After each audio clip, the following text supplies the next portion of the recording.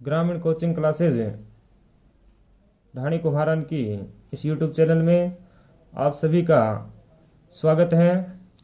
कल हमने विज्ञान विषय का सामान्य परिचय पढ़ा था। आज हम विषय को आगे बढ़ाते हुए अपना पहला टॉपिक शुरू कर रहे हैं और वो पहला टॉपिक है हमारा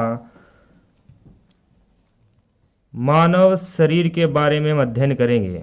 मानव शरीर।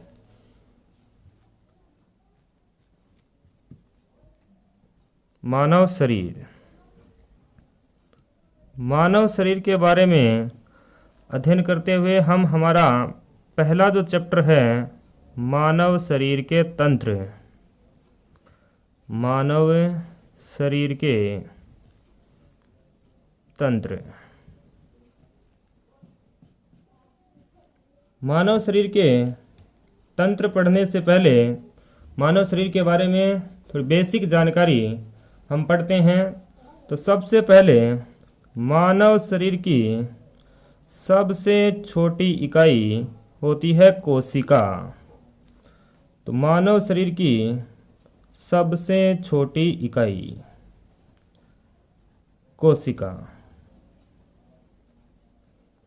कई कोशिकाएं मिलकर उत्तक का निर्माण करती हैं। टिश्यू। कई सेल्स मिलकर उत्तक बनाती हैं। कई उत्तक मिलकर अंग का निर्माण करते हैं, ऑर्गन्स बनाती हैं। कई ऑर्गन्स मिलकर तंत्र का निर्माण करते हैं यानी सिस्टम बनाते हैं, तंत्र। और कई तंत्र मिलकर मानव के शरीर का निर्माण करते हैं। तो मानव शरीर की सबसे छोटी इकाई कोशिका। कई कोशिकाएं मिलकर या कई कोशिकाओं का समूह है उत्तक कहलाता है। और कई उत्तक मिलकर अंग का निर्माण करते हैं और कई अंग मिलकर तंत्र बनाते हैं और तंत्रों से मानव शरीर का निर्माण होता है। हम कह सकते हैं कि मानव शरीर की सबसे छोटी इकाई कोशिका। इसके साथ ही कोशिका मानव शरीर की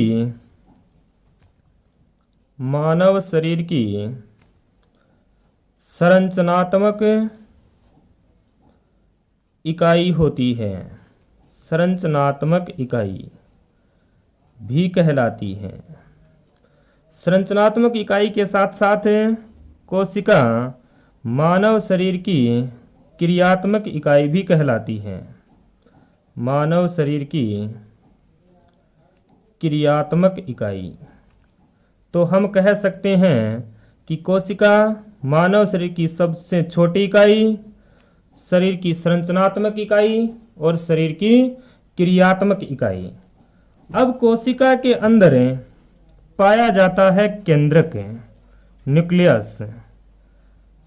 केंद्रक के अंदर स्थित होते हैं क्रोमोसोम यानी गुणसूत्र।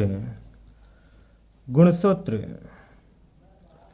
गुणसूत्र पर लगे होते हैं जीन। गुणसूत्र पर लगे होते हैं जीन और जीन बने होते हैं डीएनए और आरएनए। डीएनए और आरएनए। डीएनए और आरएनए मिलकर बने होते हैं प्रोटीन से। प्रोटीन से। और प्रोटीन बने होते हैं अमीनो अम्लों से। अमीनो अम्लों से। तो मानव शरीर की सबसे छोटी इकाई कोशिका। कोशिका मिलकर बनाती हैं उत्तक और उत्तक मिलकर बनाते हैं अंग। अंग बनकर बनाते हैं तंत्र और तंत्र मिलकर बनाते हैं शरीर। उसी प्रकार से कोशिका जो है मानव शरीर की सबसे छोटी इकाई है, संरचनात्मक और क्रियात्मक इकाई भी कहलाती है। कोशिका के अंदर पाए जाते हैं केंद्रक और केंद्रक में स्थित होते हैं गुणसूत्र और गुणसूत्र पर लगे होते हैं जीन। जीन होते हैं डीएनए और आरएनए के और डीएनए और आरएनए बनते हैं प्रोटीन से और प्रोटीन बने होते हैं अमीनो अम्लों से। अब हम कह सकते हैं कि गुणसूत्र जीन जो हैं वो मानव शरीर में जो आनुवंशिकी है, आनुवंशिकी की इकाई, आनुवंशिकता की इकाई, आनुवंशिकता यानी पीढ़ी दर पीढ़ी जिन लक्षणों का संचरण होता है उसको जो निर्धारित करते हैं वो जीन करते हैं। तो जीन कहलाती है आनुवंशिकता की इकाई। आनुवंशिकता की जो इकाई है वो जीन है। एक पीढ़ी से दूसरी पीढ़ी में इन लक्षणों का जो संचरण है वो गुणसूत्र के द्वारा होता है, इसलिए गुणसूत्र कहलाते हैं आनुवंशिकता के वाहक। आनुवंशिकता के वाहक। तो जीन कहलाते हैं आनुवंशिकता की इकाई और गुणसूत्र कहलाते हैं आनुवंशिकता के वाहक।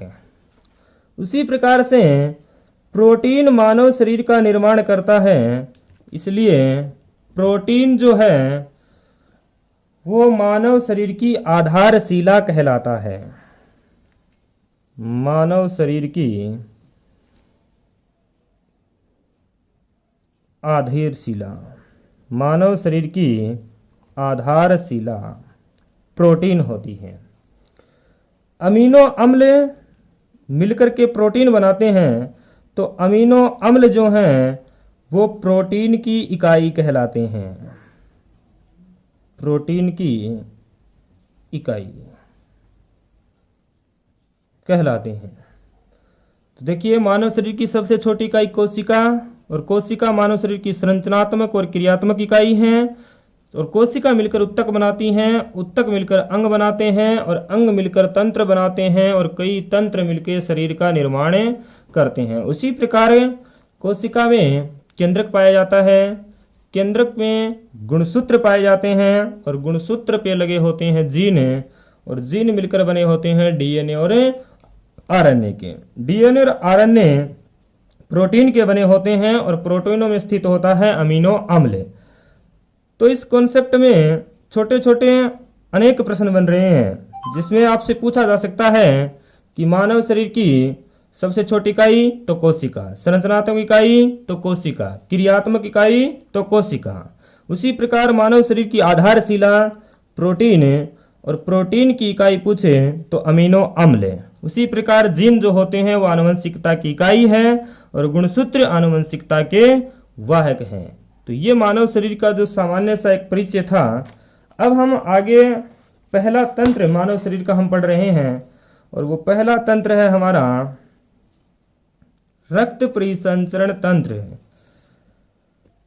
तो मानव शरीर का पहला जो तंत्र है हमारा वो है रक्त परिसंचरण तंत्र, ब्लड सर्कुलेशन सिस्टम। रक्त परिसंचरण तंत्र। रक्त परिसंचरण तंत्र में हम बात करें तो परिसंचरण का तात्पर्य है कि एक निश्चित स्थल से रक्त का निश्चित पथ से होते हुए शरीर के विभिन्न अंगों तक जाना, और शरीर के विभिन्न अंगों से वापिस उस निश्चित बिंदु तक आना। इस तरह से सर्कुलेशन पूरे शरीर में चलता रहता है, परिसंचरण कहलाता है। तो इस प्रकार रक्त का पूरे शरीर में घूमना रक्त का परिसंचरण कहलाता है। और इस परिसंचरण में जो अंग मिलते हैं, जो अंग कार्य करते हैं, वो सब मिलकर रक्त परिसंचरण तंत्र कहलाते हैं। तो रक्त परिसंचरण के बारे में सबसे पहले बताने वाला वैज्ञानिक है विलियम हार्वे। विलियम हार्वे ने सबसे पहले रक्त परिसंचरण की खोज की। अब हम रक्त परिसंचरण को 3 भागों में डिवाइड करते हुए पढ़ेंगे। रक्त के परिसंचरण को 3 भागों में हम पढ़ते हैं। पहला रक्त, ब्लड। दूसरा है रक्त वाहिनियां, रक्त वाहिनियां, ब्लड वेसल्स, रक्त वाहिनियां। और तीसरा हमारा पार्ट है हृदय यानी हार्ट। इन 3 भागों में हम रक्त का अध्ययन करेंगे, रक्त के परिसंचरण का।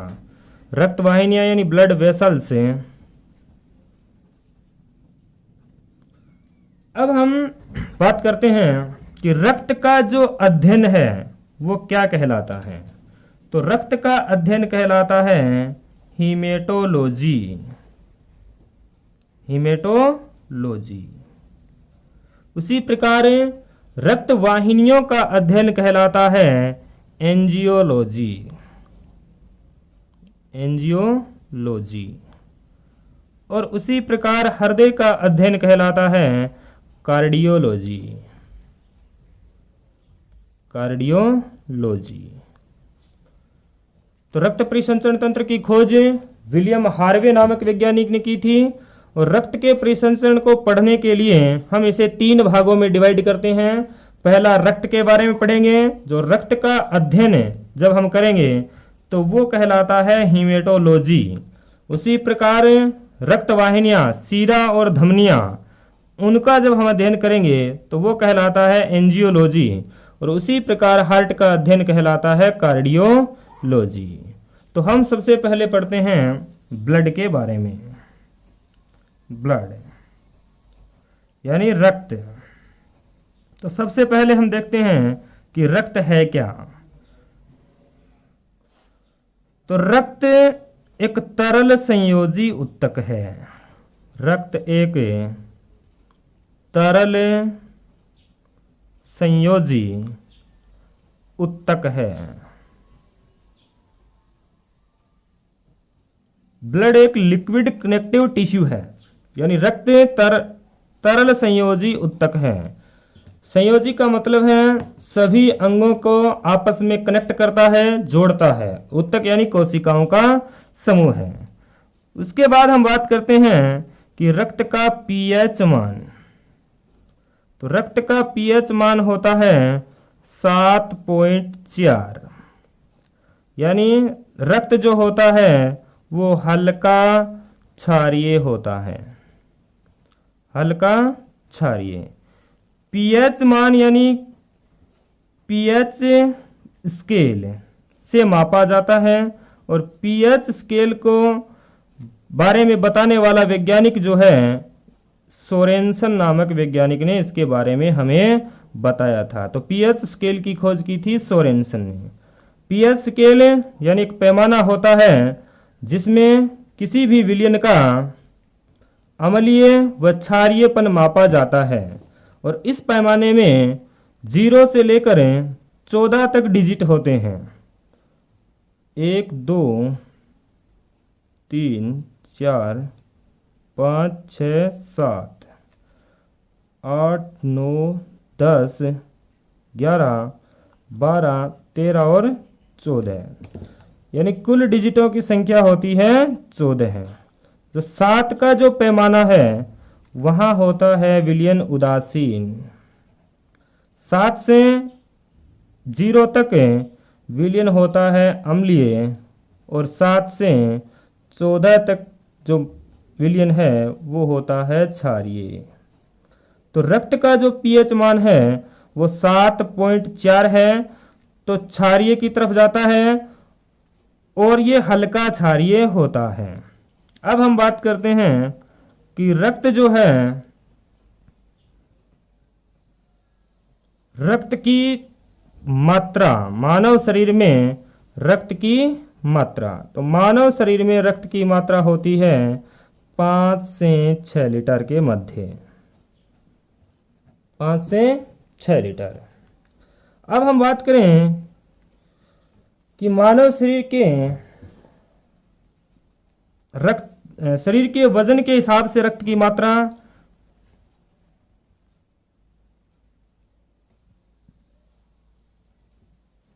तो अपने शरीर के वजन का, अपने शरीर के वजन का लगभग 8% रक्त होता है।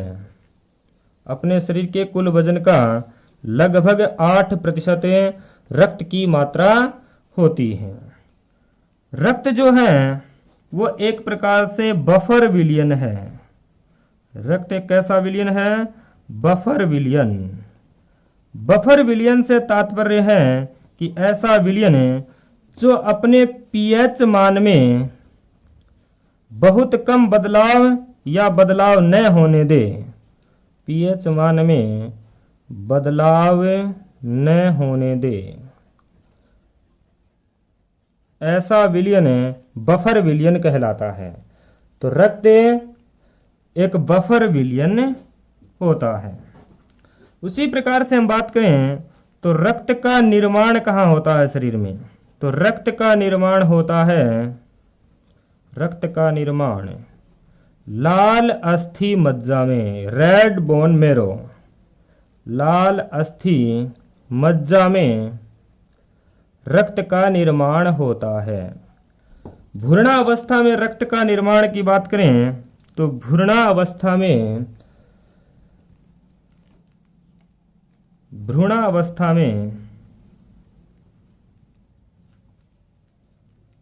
रक्त का निर्माण, भ्रूणावस्था में रक्त का निर्माण होता है यकृत में। तो भ्रूणावस्था में रुधिरोत्पादक अंग जो है वो यकृत है, जबकि सामान्य अवस्था में मानव शरीर में रक्त का निर्माण होता है लाल अस्थि मज्जा में। तो ब्लड एक तरल संयोजी उत्तक है जिसका पीएच मान होता है 7.4। 7.4 यानी रक्त है वो हल्का क्षारीय होता है। रक्त की मात्रा है वो शरीर में 5 से 6 लीटर होती है। अपने वजन का लगभग 8% रक्त पाया जाता है। उसके बाद रक्त एक बफर विलयन है, और बफर विलयन ऐसे विलयन होते हैं जो अपने पीएच मान में या तो बदलाव नहीं होने देते या बहुत कम बदलते हैं। और रक्त का निर्माण होता है शरीर में लाल अस्थि मज्जा में। वहीं भ्रूणावस्था में रक्त का निर्माण होता है यकृत में।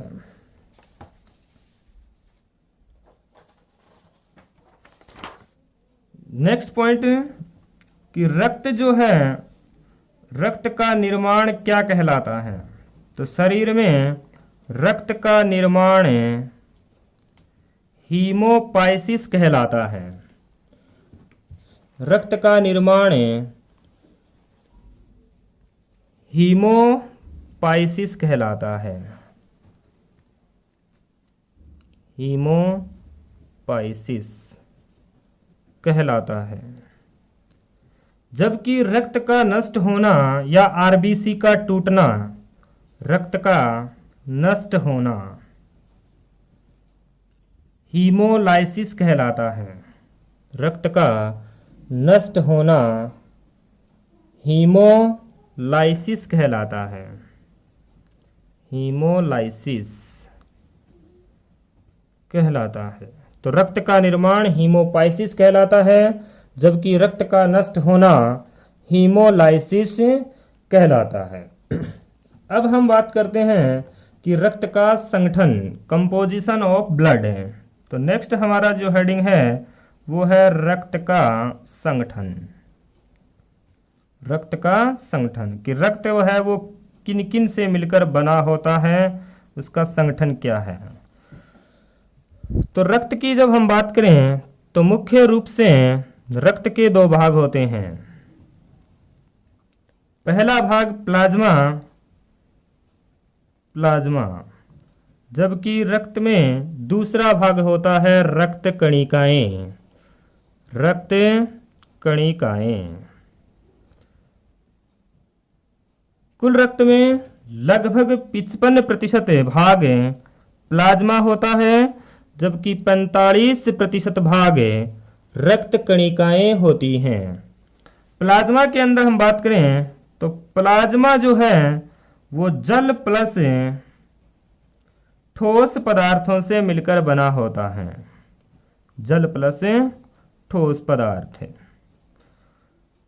जिसमें से 92% जल होता है और 8% होते हैं ठोस पदार्थ। ठोस पदार्थों में रक्त में मुख्य रूप से प्रोटीन पाई जाती है, उसके साथ ही कुछ रसायन पाए जाते हैं, कुछ खनिज पाए जाते हैं, मिनरल्स, और कुछ पाई जाती हैं गैसें। गैसेज। तो रक्त के दो भाग होते हैं, प्लाज्मा और रक्त कणिकाएं। प्लाज्मा भाग रक्त का 55% भाग होता है, जो कि रक्त का तरल भाग होता है, जबकि 45% जो भाग है वो रक्त कणिकाओं का होता है। प्लाज्मा के अंदर जल और कुछ सॉलिड सब्सटेंस होते हैं। जल की मात्रा होती है 92%, जबकि ठोस पदार्थों की मात्रा होती है 8%। ठोस पदार्थों में मुख्य रूप से प्रोटीन, कुछ रसायन, कुछ मिनरल्स यानी खनिज और कुछ गैसें होती हैं। प्रोटीन की हम बात करें तो प्लाज्मा भाग में मुख्य रूप से 3 प्रकार की प्रोटीन पाई जाती है। पहला है एल्बुमिन, पहली प्रोटीन है एल्बुमिन। दूसरी जो प्रकार की प्रोटीन है वो है ग्लोबुलिन, ग्लोबुलिन। तीसरी जो प्रकार की प्रोटीन है वो है फाइब्रिन। तो रक्त के प्लाज्मा भाग में 3 प्रकार की प्रोटीन पाई जाती है, पहली एल्बुमिन, दूसरी ग्लोबुलिन और तीसरी फाइब्रिन। एल्बुमिन जो प्रोटीन है वो रक्त के प्रासरण दाब का नियमन करती है। रक्त के प्रासरण दाब का नियमन, रक्त के प्रासरण दाब का नियमन करती है। उसी प्रकार ग्लोबुलिन जो प्रोटीन है वो शरीर में प्रतिरक्षी बनाती है, शरीर में प्रतिरक्षी का निर्माण करती है, एंटीबॉडीज का निर्माण करती है। और उसी प्रकार फाइब्रिन जो है वो रक्त का थक्का बनाती है, रक्त का क्लोट, थक्का बनाती है। तो प्रोटीन जो है मुख्य रूप से 3 प्रकार की, एल्बुमिन, ग्लोबुलिन और फाइब्रिन। एल्बुमिन प्रोटीन जो है वो रक्त के प्रासरण दाब का नियमन करती है, और ग्लोबुलिन प्रोटीन जो है वो शरीर में प्रतिरक्षी का निर्माण करती है, और फाइब्रिन जो प्रोटीन है वो रक्त का थक्का बनाती है। इसी प्रकार से अब हम इस कोविड-19 जो महामारी है उसके लिए हमने एक तकनीक आरंभ की है, वो है प्लाज्मा थेरेपी। प्लाज्मा थेरेपी जो कोविड-19 से ग्रसित व्यक्तियों को दी जाती है। और प्लाज्मा थेरेपी के अंतर्गत कोविड-19 से ग्रसित व्यक्ति जब स्वस्थ हो जाता है तो उसके शरीर में उस रोग के प्रति, उस वायरस के प्रति लड़ने के लिए उसके ब्लड में उस प्रतिरक्षी का निर्माण हो जाता है, और फिर वो प्लाज्मा निकाल करके उस दूसरे रोगी व्यक्ति को चढ़ाया जाता है। तो ये जो थेरेपी है वो कहलाती है प्लाज्मा थेरेपी। तो प्लाज्मा थेरेपी यानी कि प्लाज्मा का डोनेट किया जाता है। और पहला प्लाज्मा बैंक जो है हमारे देश का वो खुला है अभी नई दिल्ली में, प्लाज्मा बैंक नई दिल्ली में। अब रसायन की बात करें तो प्लाज्मा के अंतर्गत कोलेस्ट्रॉल, ग्लूकोज आदि प्रकार के रसायन पाए जाते हैं। खनिज में बात करें तो सोडियम, कैल्शियम आदि प्रकार के खनिज पाए जाते हैं। गैसों की अगर हम बात करें तो ऑक्सीजन और कार्बन डाइऑक्साइड आदि गैसें पाई जाती हैं। तो ये था हमारा रक्त का प्लाज्मा भाग। और अब हम बात करते हैं रक्त कणिकाओं की। तो मानव शरीर में जो रक्त कणिकाएं हैं वो 3 प्रकार की होती हैं। पहली है आरबीसी, दूसरी है डब्ल्यूबीसी और तीसरी है प्लेटलेट्स। आरबीसी यानी रेड ब्लड कॉर्पसेल्स,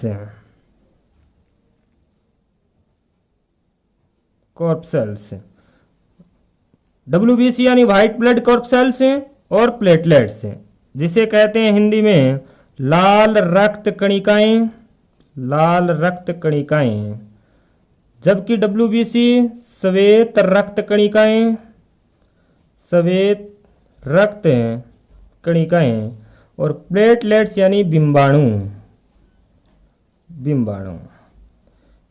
इन्हें अन्य नामों से भी जाना जाता है। RBC को कहते हैं इरिथ्रोसाइट, इरिथ्रोसाइट, जबकि WBC को कहते हैं ल्यूकोसाइट, ल्यूकोसाइट। और इसी प्रकार प्लेटलेट्स कहलाती हैं थ्रोम्बोसाइट, थ्रोम्बोसाइट। तो रक्त कणिकाओं के 3 भाग हैं, RBC, WBC, प्लेटलेट्स। RBC यानी रेड ब्लड कार्पसेल्स, WBC यानी व्हाइट ब्लड कार्पसेल्स, और तीसरा है प्लेटलेट्स, लाल रक्त कणिकाएं, श्वेत रक्त कणिकाएं और बिंबाणु। RBC को इरिथ्रोसाइट के नाम से भी जाना जाता है, जबकि WBC को ल्यूकोसाइट कहा जाता है और प्लेटलेट्स को थ्रोम्बोसाइट कहा जाता है। रक्त में RBC का जो कार्य है वो है O2 व CO2 का परिवहन, O2 व CO2 का परिवहन, ऑक्सीजन और कार्बन डाइऑक्साइड का परिवहन करना। जबकि WBC का जो कार्य है वो है शरीर की रक्षा करना या सुरक्षा प्रदान करना, यानी प्रतिरक्षी का कार्य करती है, प्रतिरक्षी का कार्य, और शरीर की सुरक्षा करती हैं, इसलिए WBC शरीर का सैनिक कहलाती हैं, शरीर का सैनिक कहा जाता है इसे। उसी प्रकार बिंबाणुओं या प्लेटलेट्स का कार्य होता है रक्त का थक्का बनाना, रक्त का थक्का बनाना, रक्त का थक्का।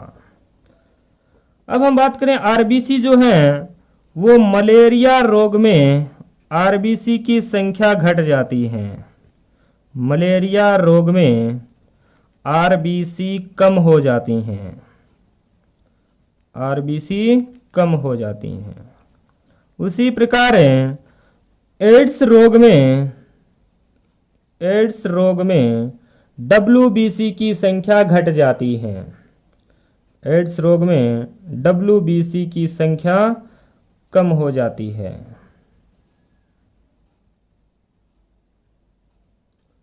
और इसी प्रकार से डेंगू रोग में प्लेटलेट्स की संख्या घट जाती है, डेंगू रोग में प्लेटलेट्स की संख्या कम हो जाती है।